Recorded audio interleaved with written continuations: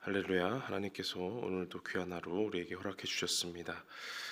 다 함께 우리 기도함으로 12월 10일 화요일 매일 주신 기도회 하나님 앞에 드립니다. 살아계신 아버지 하나님, 우리의 몸과 마음을 깨워주시고 이 시간 주님 전 앞에 나오게 하시니 감사합니다. 하나님 앞에 나올 때에 우리의 몸을 가지고 또 우리의 마음을 가지고 또 우리의 인생을 가지고 주님 앞에 나옵니다. 무엇 하나 숨길 것도 없이 가릴 것도 없이 있는 그대로 하나님 앞에 나오니 하나님, 우리의 모든 기도와 또 우리의 모든 영을 주님께서 붙잡아 주셔서 하나님이 원하시는 사람, 하나님이 함께하고 싶은 사람 되도록 인도하여 주시옵소서. 이 시간에도 하나님, 우리 교회의 환우들을 위해서 기도하오니 하나님의 치유의 능력과 또 회복의 능력을 바라여 주시옵소서. 하나님, 이 땅의 희망이 되고 또 밝은 웃음과 또 기쁜 발걸음이 되어야 할 이 교회 학교와 또 그 자녀들을 위해서 기도합니다. 또 우리 청소년 시기에 우울증을 겪어서 많은 어려움을 겪고 있는 자녀를 위해서도 기도합니다. 하나님, 밝게 뛰어놀아야 하고 무엇보다 재미있게 공부해야 하고 이 나라에서 꿈을 키워야 하고 비전을 꿈꾸어야 할 그 나이에 하나님, 많은 우울증과 또 어려움으로 또 진로와 또 교우 관계의 어려움으로 말미암아 학업을 중단한 일이 있습니다. 아버지 하나님, 불쌍히 여겨주셔서 또한 그 과정 가운데 하나님의 뜻을 알고 하나님의 사랑을 충만하게 느끼게 하여 주시옵소서. 잠깐의 멈춤이 끝난 것이 아니라 포기할 것이 아니라 잠시 쉬었다가 더 넓게 또 더 멀리 가는 그 길인 줄 믿습니다. 하나님, 기도하는 그 자녀와 또 지켜보고 있는 부모 가운데 함께하여 주셔서 하나님, 앞으로의 진로와 미래 가운데 하나님 아무런 걱정과 두려움 없이 염려 없이 하나님 앞에 나아갈 수 있도록 인도하여 주시옵소서. 먹고 마시고 쉬는 것 지금 충분히 누리게 하여 주시고 하나님 앞에서 온전히 그 모든 심신을 회복하고 기쁨으로 다시 일어날 수 있도록 역사하여 주시옵소서. 하나님, 또한 부인과 수술로 말미암아 곧 유방절제를 앞둔 우리 환우도 있습니다. 하나님, 불쌍히 여겨 주시옵소서. 이미 일찍이 위암 수술로 위를 많이 절제하여서 식사하는 것도 많이 어려운 가운데 있는데 또 한 번의 암 발병으로 인하여서 마음으로도 많은 어려움이 있습니다. 하나님, 우리의 그 환부를 잘라내는 것보다 하나님, 그곳에서 하나님께서 더욱 큰 은혜를 붙여주시고 동행하여 주시고 임재하실 줄을 믿고 나아가오니 하나님, 그 작아지는 믿음 가운데 주님 손발을 붙잡아 주시옵시고 하나님, 크게 붙잡아 주시옵소서. 하나님, 병원과 또 의료진과 앞으로의 치료 일정 가운데 하나님께서 능히 붙잡아 주시고 동행하여 주셔서 하나님의 크고 강하신 오른팔로 붙잡아 주셔서 두려워하지 아니하고 온전히 출입할 수 있도록 인도하여 주시옵소서. 이를 위해서 기도하고 있는 자녀들과 가족들의 기도를 주님 들어주시고 하나도 땅에 떨어지지 않고 하나님 앞에 온전히 올려드리는 온전한 믿음의 기도 될 수 있도록 인도하여 주시옵소서. 하나님, 어두운 이 나라 가운데 밝은 빛을 보내주시어서 하나님이 원하시는 정의와 공의의 나라가 되게 하여 주시고 하나님이 기뻐하시고 하나님이 연락하시는 귀한 나라와 또 한국교회 될 수 있도록 역사하여 주시옵소서.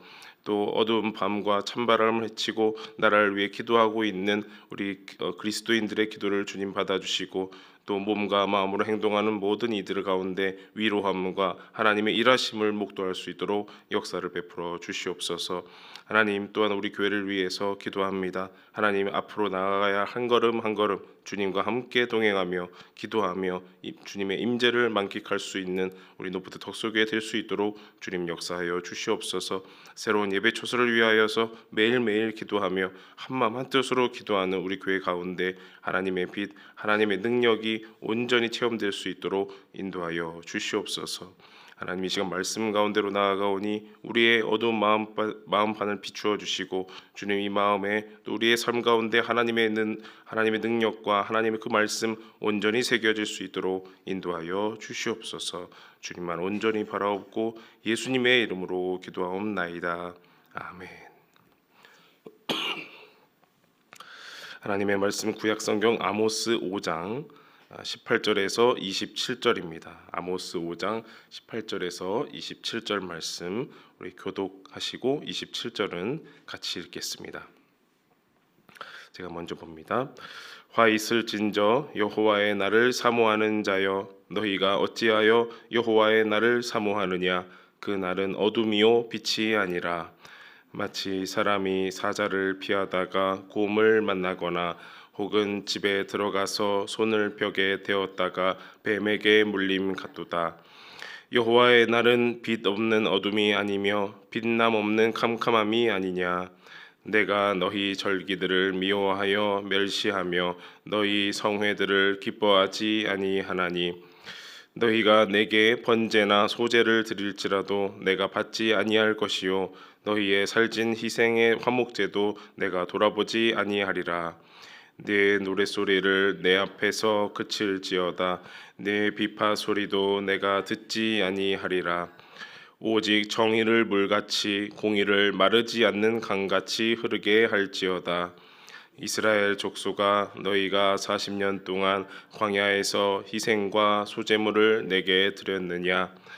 너희가 너희 왕 식굿과 기운과 너희 우상들과 너희가 너희를 위하여 만든 신들의 별 형상을 지고 가리라. 다 함께 내가 너희를 다메섹 밖으로 사로잡혀 가게 하리라. 그의 이름이 만군의 하나님이라 불리우는 여호와께서 말씀하셨느니라. 아멘. 네, 아모스서 우리가 함께 읽어가고 있습니다. 정의의 선지자, 뽕나무를 재배하는, 또 고향을 떠나서 북쪽에서 말씀을 전하는 정말 그런 기구한 운명에 처한, 그러나 민족의 그 위기 앞에서 자신의 위기를 돌아보지 않고 하나님의 말씀을 온전히 전하는 그 아모스의 외침을 계속해서 보고 있습니다. 오늘 말씀은 이제 어제와 흐름을 같이 합니다. 이 아모스서 전체에서 가장 중심이 되고 또 가장 핵심 메시지가 되는 그런 아모스서 5장인데요. 어제와 이어서 계속 보면 좋을 것 같습니다. 하나님께서는 우리의 제사를 받으시지만, 우리의 예배를 받으시지만 그보다 더 중요한 예배자의 삶을 다시금 돌아보게 하십니다. 그래서 그 예배자의 삶이 충만하지 않을 때, 예배자의 삶이 하나님께서 보시기에 또 받으시기에 기쁨이 없을 때 하나님은 그 예배를 받지 않으시는 모습을 우리가 어제도 보았고 오늘도 더 심화되어서 보게 됩니다. 그래서 하나님께서는 그 예배자의 예배를 거부하시는, 받지 않으시는 모습이 오늘 보이는데요.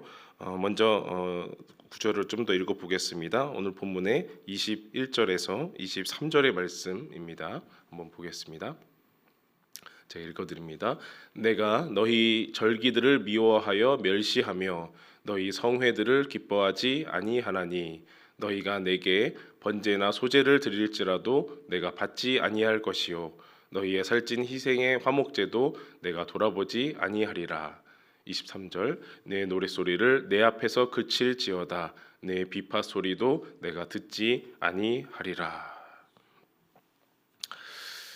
차라리 하나님께서 그냥 혼만 내시면 모르겠는데 절기도 받지 않고 너희들의 성회, 거룩한 모임도 기쁘게 받지 않고 제사도 받지 않고 너희의 찬양도 듣지 않겠다 말씀을 하시는 겁니다. 여기서 기쁘시게 받는다라는 것은 하나님께서 그 제사를 코로 이렇게 향기를 맡다라는 그 말이 되겠습니다. 흠향하다, 냄새 맡다, 받다 이런 뜻이 되겠습니다. 그러니까 냄새를 맡지 않겠다. 또 너희의 제물, 화목 제물을 돌아보지 않겠다.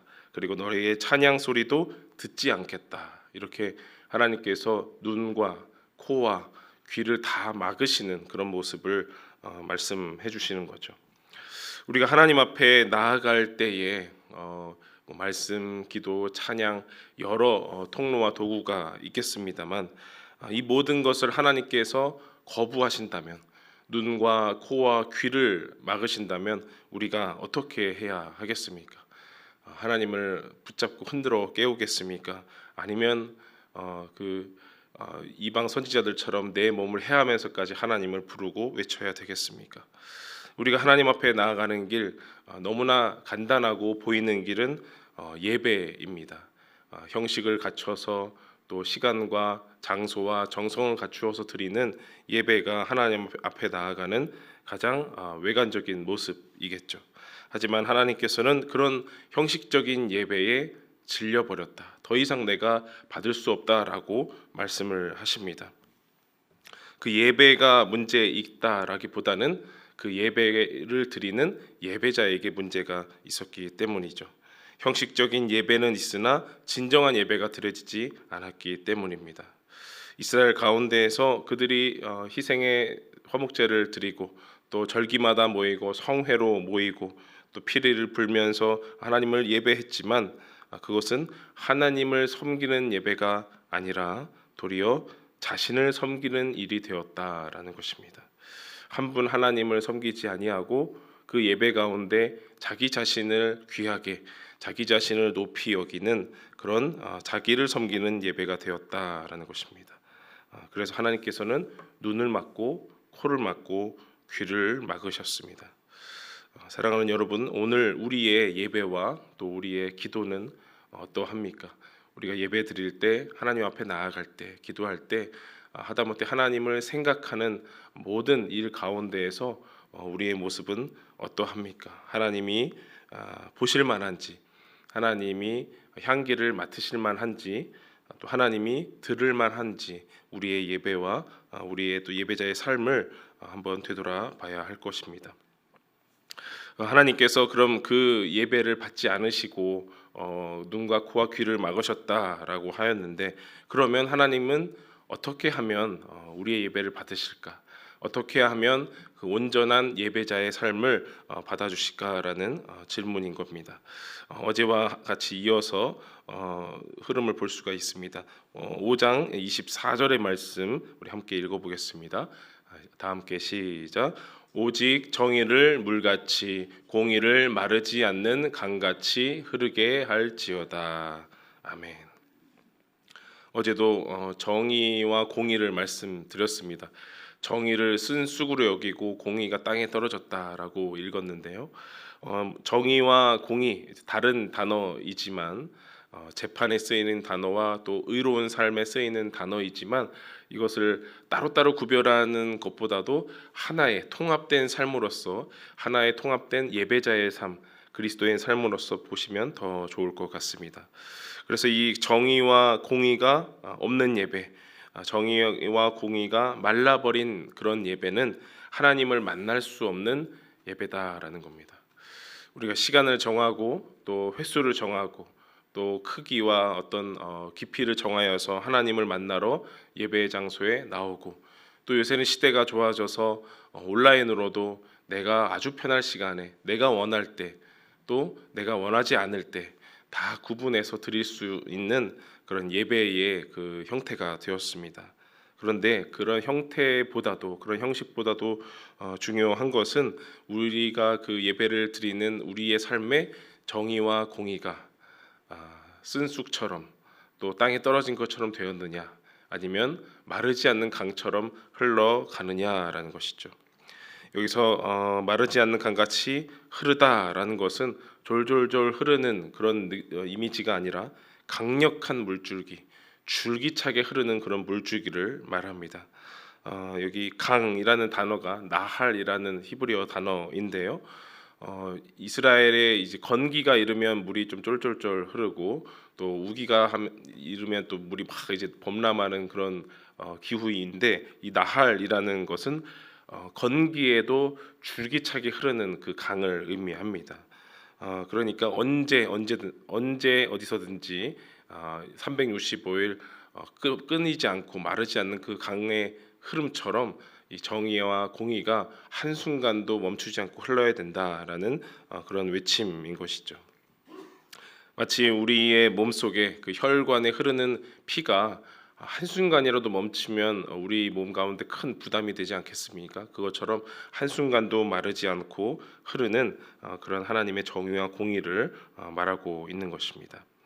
그러니까 어느 순간에는 예배를 잘 드리고 어느 순간에는 예배를 잘 못 드렸다라는 말이 이제는 그 말을 무색해 하는 것이죠. 예배자의 삶이 정의와 공의가 온전히 흐르고 있다면 그 사람의 예배는 언제나 하나님 앞에 온전히 드려질 수 있다라는 것입니다. 그러니 문제는 이전부터 지금까지 문제는 예배가 아니라 예배자였다라는 것입니다. 그리고 하나님께서는 말씀하시기를 이전에 예배가 없었어도 예배가 없었던 시절에도 하나님과 그 백성의 관계는 유지되었다라고 말씀을 하십니다. 오늘 말씀의 25절 말씀을 보면요. 이스라엘 족속아 너희가 40년 동안 광야에서 희생과 소제물을 내게 드렸느냐라고 하나님이 질문하십니다. 광야에서 너희가 이렇게 저렇게 풍성한 제물을 드렸느냐라고 질문을 하시는 거예요. 당연히 광야에서 떠도는 그 이스라엘 백성들이 희생은커녕 그 소제물, 곡식으로 드리는 예배는 더더욱이 할 수 없었을 것입니다. 나그네처럼 떠도는 사람이 어찌 곡식을 이렇게 재배하는 그런 결과가 있겠습니까? 그래서 제사를 드리지도 못한 그 40년 광야 생활에서 너희가 어떻게 지냈느냐 다시 한번 생각해 보라라는 거죠. 그 광야의 삶 속에서도 너희와 나의 관계, 하나님과 자녀의 관계는 계속해서 유지되었다라는 것입니다. 물론 그 안에서 하나님을 원망하고 하나님을 배반하였던 일도 있었지만 예배가 있고 없고를 넘어서서 하나님과의 관계가 더욱 중요했다라는 것이죠. 연이어서 호세아 6장 6절의 말씀을 보면 나는 인애를 원하고 제사를 원하지 아니하며 번제보다 하나님을 아는 것을 원하노라라고 호세아 선지자가 외칩니다. 많은 번제와 또 많은 제사가 있지만 그것보다 더 중요하고 그것을 온전하게 하는 것은 하나님을 아는 것, 하나님을 인격적으로 아는 그런 관계가 중요했다라는 것이죠. 출애굽 이후에 광야 40년 기간은 하나님과 이스라엘 백성의 허니문 기간이었습니다. 가장 관계가 좋았을 신혼여행처럼 뗄래야 뗄 수 없는 하나님밖에 없는 내 눈에 하나님만 보이는 그런 시간이었죠. 가장 척박한 땅에서 가장 친밀한 관계가 이루어졌던 것이 바로 그 광야 시간이었습니다. 그 광야 시간에서 하나님은 그들에게 언약을 주시고 계명을 주시면서 그들에게 가운데 정의와 공의를 버리지 말라고 말씀하셨습니다. 이것을 조금 현대어로 표현해 볼까 하면 공동체 의식을 가져라. 너희는 서로 남이 아니다. 너만 알지 말아라. 공동체 의식을 가져라. 그리고 그 삶으로 예배해라라고 하나님께서 말씀해 주시는 거죠. 책 하나를 잠깐 소개해 드리면요. 분노하라라는 제목의 책이 있습니다. 스테판 에셀이라는 프랑스의 이 레지스탕스 출신입니다. 독일 나치 정권에서 반항하고 또 도망치고 하다가 겨우 목숨을 부지해서 이제는 돌아가셨고 나중에 유엔 인권위원회의 대표까지 맡은 그런 분이신데 95세에 돌아가셨는데 93세에 저 책을 쓰셨어요. 이외에도 많은 책을 쓰셨고 93세에 한 30페이지 정도 되는 얇은 책이지만 아주 세계적으로 많이 팔린 책이라고 합니다. 분노하라라고 하는 책에서 이런 말이 있습니다. 다음 넘겨보시면 한 사회의 정의와 공의의 척도는 그 사회의 약자가 얼마나 배려받고 보호되고 있는가에 달려있다. 한 교회의 정의와 공의의 척도는 그 교회의 약자가 얼마나 배려받고 보호되고 있는가에 달려있다. 한 개인의 정의와 공의의 척도는 그 사람이 약자들을 얼마나 배려하고 보호하고 있는가에 달려있다라고 합니다.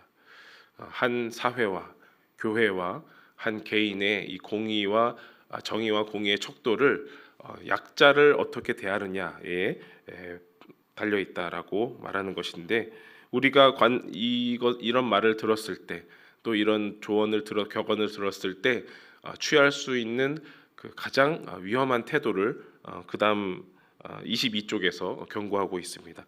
우리 함께 한번 읽어볼까요? 시작. 최악의 태도는 무관심이다. 내가 뭘 어떻게 할 수 있겠어? 내 앞가림이나 잘할 수밖에. 이런 식으로 말하는 태도다. 네, 무관심이라는 거죠. 무관심으로 할 수 있다는 것은 나에게 닥친 일이 아니다, 내 일이 아니다라고 여기기 때문인 겁니다. 내가 상처받지 않고 나에게 닥친 일이 아니어서, 나에게 가까운 사람의 일이 아니어서 무관심해도 될 정도의 일이라고 여기기 때문에 어떤 사회의 부조리나 또 어려움이나 또 주변 이웃의 아픔이 전혀 나에게 다가오지 않는 것이죠. 아유, 저런 일은 안타깝지만 내가 뭘 어떻게 할 수 있겠나. 그냥 내 삶이나 잘 꾸릴 수밖에. 기도할 때도 예배드릴 때도 사회의 많은 어려움과 또 약자들의 아픔과 주변의 어려움을 들었어도 그냥 내 앞가림이나 잘하지 뭐라는 생각으로 돌변한다라는 겁니다. 그래서 최악의 태도는 그런 무관심이다라고 저자는 말을 합니다.